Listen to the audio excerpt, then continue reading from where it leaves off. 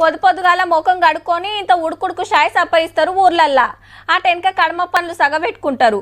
ఆయన ఎవరన్నా ఇంటికి వస్తే వాళ్ళకు షాయ్ చేసి పోస్తారు. మళ్ళా మాపటీలు ఇంత షాయ్ తాగుతుంటారు. పట్నాలల్లో సుతా అంతే.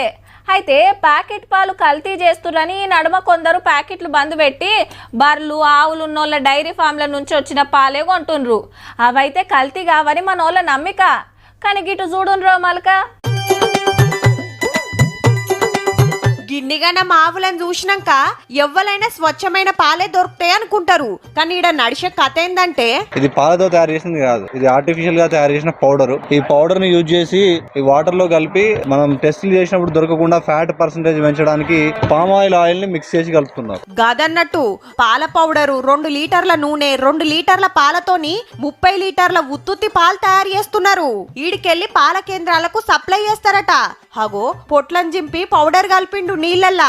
అటెన్కా మంచిగా కలబెట్టిండు. అటెన్కా ఓ మిక్సీలా లీటర్ నూనె పోసి కలిపిండు. హీగేముంది ఏక్ నెంబర్ కల్తీ పాలు రెడీ. దినం 1800 లీటర్ల పాలు తయారు చేస్తురంటే చూడురిగా దంద ఎట్లున్నదో. సంగారెడ్డి జిల్లా గోవిందరాజ్ పల్లెలా ఒకలు 70 ఆవులతోని డైరీ ఫామ్ పెట్టుకొని ఎక్కువ పైకం కమాయించాలని గీ కథలు పడుతున్నారట.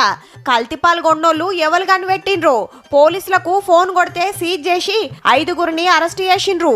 ప్యాకెట్ పాలు కల్తీ వస్తున్నాయని డైరీ ఫామ్ లో పాల్గొంటుంటే ఆడ సుత కల్తీ చేయబట్టే.